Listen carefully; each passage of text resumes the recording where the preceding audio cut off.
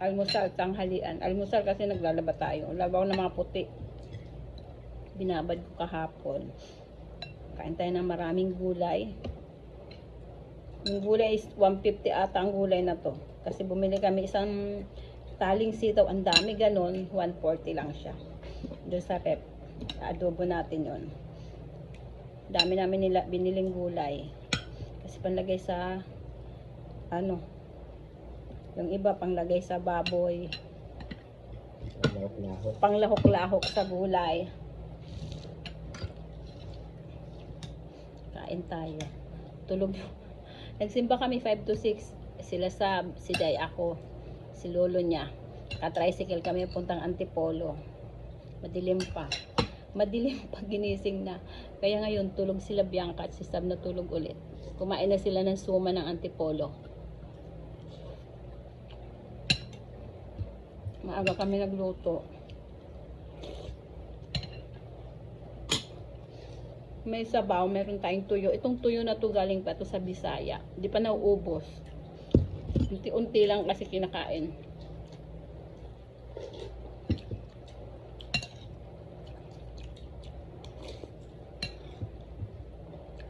Kain tayo guys. Anong almusal nyo? Nag-almusal na ako ng suman eh. Higop tayo ng sabaw.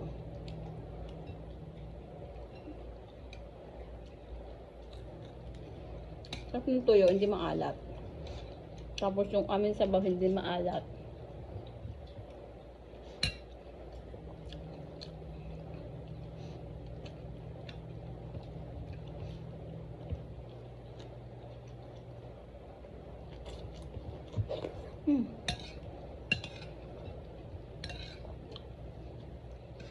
Maraming gulay yung aming sabaw. Masarap kasi puro gulay na lang. Natitira yung laman. Bumili kami ng laman ng baka.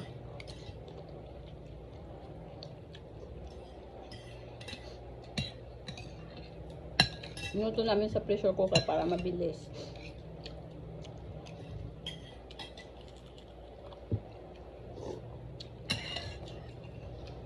Kakain lang ng konti. Lambot na. Lambot na?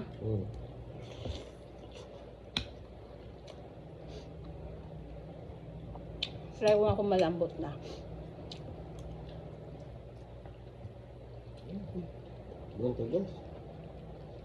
Lambot na. Siyempre, yung kulit, matigas talaga. Yung kahit anong laga mo, makulit yun eh. Yun naman, malambot na.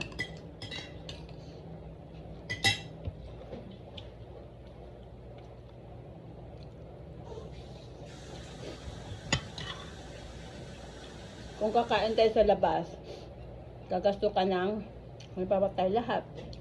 Gagasto ka 1,000. Isang kainan lang yun. Pagdating ng gabi, hatanghali, wala na naman. Pagdating ng gabi, wala na naman. Kaya sa bahay ka magluto yung 1,000 mo, maghapon na yun. Hanggang bukas pa magsawa ka pa sa sabaw.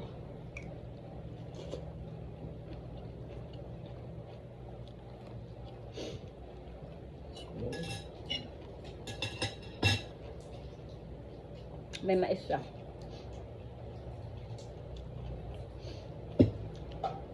Naku, magpapatis yan si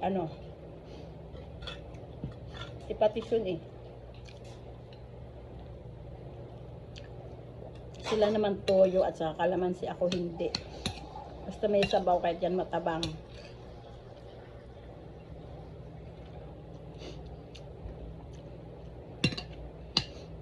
May tuyo naman, konting tuyo.